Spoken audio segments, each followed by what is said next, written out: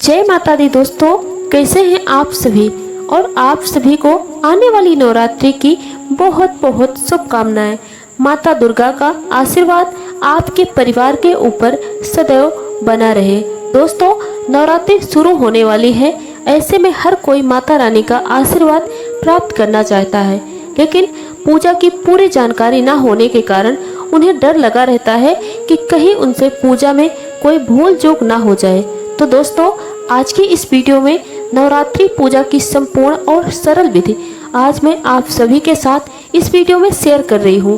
Video को पूरा देखिएगा तो पूजा की पूरी विधि आपको अच्छे से समझ में आ जाएगी।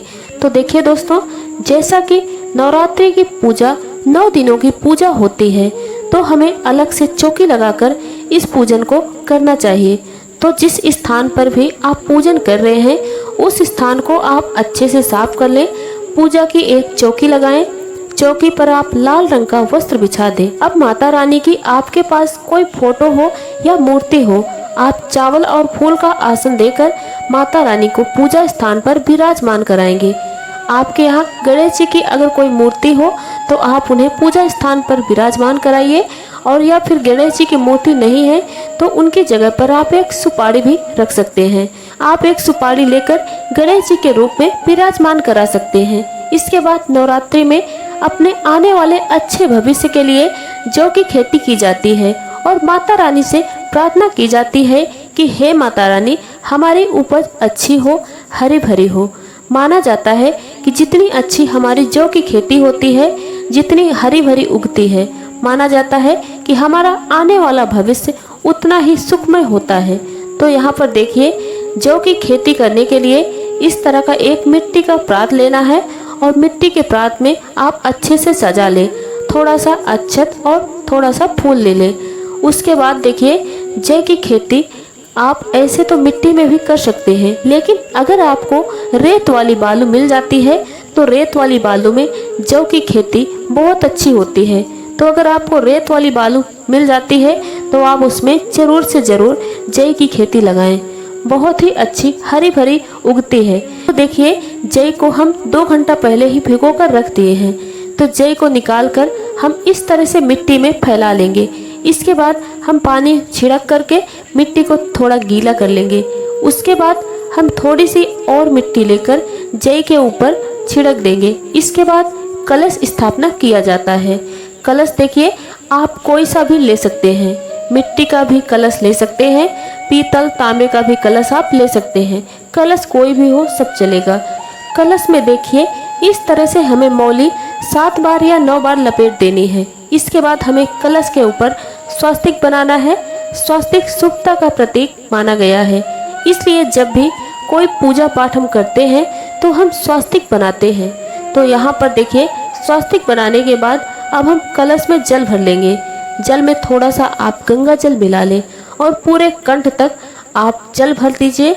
इसके बाद देखिए, जल के लोटे में एक हम हल्दी का गांठ रख लेंगे, फूल, 1 जोड़ा इलायची, 1 जोड़ा लौंग और अक्षत, रोली, सुपारी और 1 रुपए का सिक्का भी रख लेंगे।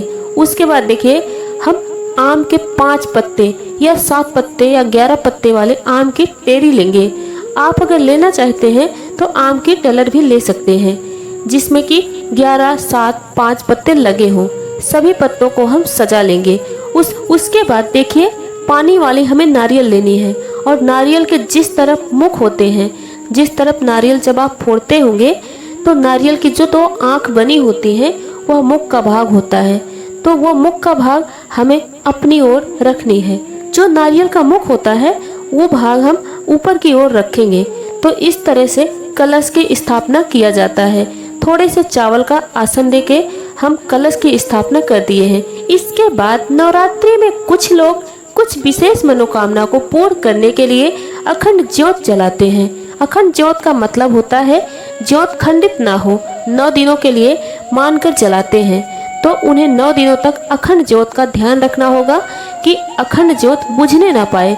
तो यहाँ पर देखिए, 1.25 हाथ की पाती बनाई जाती है अखंड दीपक जलाने के लिए, जो कि कलावे से बनाई जाती है। इस तरह से आप कलावे की बाती बना लें 1.25 हाथ की। इसके बाद अगर आप अखंड ज्योत प्रथम दिन शुद्ध देसी घी से जलाते हैं तो आप 9 दिन शुद्ध देसी का ही अखंड ज्योत जलाएंगे। कुछ बातों का हमें विशेष रूप से ध्यान भी रखना होता है, इसीलिए मैं आपको अच्छी अच्छी जानकारियाँ लेकर आती हूँ कि आप लोगों से कोई भी भूल ना हो। अगर आप अखंड ज्योत जलाना चाहते हैं तो यहाँ पर देखिए मैं देसी घी ली हूँ। देसी घी का मैं अखंड ज्योत जला रही हूँ। हम थोड़ी सी अक्षत, रोली और एक जोड़ा लौंग रखकर हम यहाँ पर अखंड ज्योत प्रज्वलित कर देंगे। इसके बाद हम माता रानी से हाथ जोड़कर प्रार्थना करेंगे कि हे माता रानी, जिस मन से हम ये ज्योत जलाए हैं वो मेरी मनोकामना पूरी कर देना। इसके बाद देखिए हम जल छिड़क कर सभी चीज़ों को शुद्ध कर लेंगे। इसके बाद हम पूजा के लिए एक ज्योत जलाएंगे। तो यहाँ पर आपको एक अलग से ज्योत जलाना है। अगर आप अखंड ज्योत जलाते हैं तब भी आपको ये दीपक जलाना होगा। देखिए हम माता रानी को यहाँ पर चुनर अर्पित करेंगे। इस तरह से देखिए माता रानी को आप चुनर अर्पित कर देंगे। इसके बाद अब हम पूजा शुरू करेंगे। तो यहाँ पर देखिए हम गणेश जी को सर्वप्रथम तिलक करेंगे। रोली से माता रानी को हम तिलक लगाएंगे।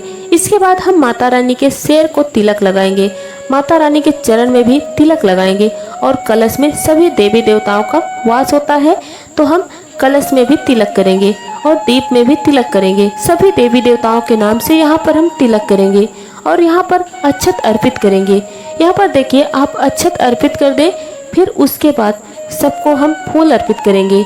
यहाँ पर हम गणेश जी को लाल फूल अर्पित करेंगे, माता रानी जी को हम लाल फूल अर्पित करेंगे, कलश देव को भी लाल फूल ही अर्पित करेंगे। इसके बाद यहाँ पर आप जो भी फूल बचा हो उससे आप अच्छे से सजा दें। इसके बाद हम गणेश जी को यहाँ पर जनेऊ धारण कराएंगे और माता रानी को यहाँ पर हम 16 श्रृंगार के सामान अर्पित करेंगे। 16 नहीं है तो जो भी श्रृंगार की मेन सामान होते हैं वो माता रानी को जरूर अर्पित करें। इसके बाद देखिए माता रानी को सबसे पहले हम भोग में मीठा पान अर्पित करेंगे। पान में आप एक जोड़ा लौंग, एक जोड़ा इलायची, बतासा, कपूर रखकर माता रानी को यहाँ पर पान का भोग लगाएंगे। इसके बाद हम माता रानी को यहाँ पर बतासा या ड्राई फ्रूट से हम भोग लगाएंगे। आप 5 प्रकार के भी फल का भोग लगा सकते हैं। यथाशक्ति जो भी आपके पास है वो माता रानी को आप अर्पित कर दें। इसके बाद एक लोटा जल रख दें। जल रखने के बाद यहाँ पर हम माता रानी को अब धूप दिखाएंगे। इसके बाद अगर आपके पास समय है तो आप अपने हाथों में कुछ फूल और अक्षत लेकर दुर्गा सप्तशती का पाठ कर सकते हैं या आप दुर्गा चालीसा भी पढ़ सकते हैं। नवरात्रि के दिनों में दुर्गा सप्तशती का पाठ करना मानो हमारी सभी मनोकामनाओं को पूर्ण होना। अगर आपके पास समय है तो आप दुर्गा सप्तशती का पाठ अवश्य करें। इसके बाद हमारे हाथ में जो अक्षत और फूल है वो माता रानी को अर्पित कर देंगे। इसके बाद हम छोटी सी हवन हमें पूजा में रोजाना करना चाहिए, क्योंकि माना जाता है कि माता रानी को अग्नि का भोग बहुत प्रिय होता है, इसलिए हमें उन्हें अग्नि का भोग रोजाना अर्पित करना चाहिए। तो आप थोड़ी सी कपूर जला लें, उसमें थोड़े से घी हम रखेंगे। इसके बाद हम एक जोड़ा लौंग और एक इलायची से हम हवन करेंगे। इससे माता रानी बहुत ज़्यादा प्रसन्न हो जाएंगी। तो यहाँ पर देखिए आप जो पान का भोग माता रानी को अर्पित किए हैं, इसके बाद 9 दिन तक हम माता रानी की खूब आदर सत्कार से इसी तरह से हम पूजा करते हैं। इसके बाद जो यह जल के लोटे हैं यह पूजा के बाद हम सूर्य भगवान को अर्पित कर देंगे।